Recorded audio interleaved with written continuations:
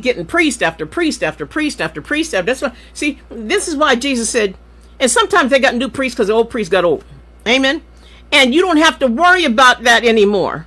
You don't have to worry about the Levite, the priests getting old, or like we do nowadays, or the bishops or what have you, whatever, they get old and they have to replace them. And you don't have to worry about that. Jesus don't get old, and he doesn't need replaced. He is the greatest of all time.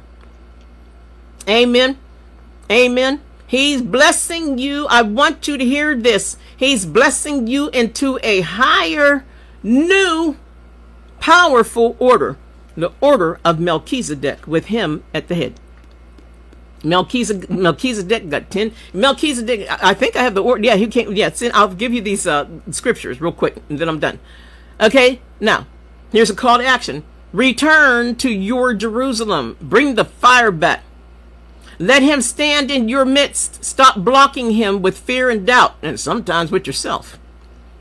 Love Jesus more than you love yourself. Receive the opening of your mind so you can walk boldly in your commission. Worship while you wait. The blessing is still flowing. Now I'm going to read these real quick. I don't think I'll be able to read them all.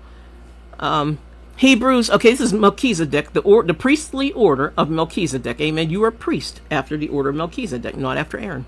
This is a lot of churches going wrong. They're doing the Aaronic thing and what have you. The priests they're tithing under Aaron and all that, and Jesus tried to. He's taking us to a new level.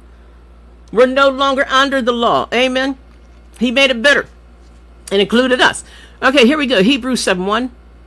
For this Melchizedek, king of Salem, which means peace, priest of the Most High God, who met Abraham returning from the slaughter of the kings and blessed him. Melchizedek, okay? Hebrews 7:2 all the way down to Hebrews 12. Okay. I want to see if I can find it. There it is. Hebrews 7:2. I'll read to Hebrews 7:1 to Hebrews 7:4 or 3. Okay, for Melchizedek. Okay. And then verse 2 says, to whom also Abraham gave a tenth part of all, being interpretation by king of righteousness, and after that king of right, doing right, amen, and after that also king of Salem, which we know Salem means peace, which is king of peace. Watch 3. Hebrews 7:3. Melchizedek, he was from God's throne.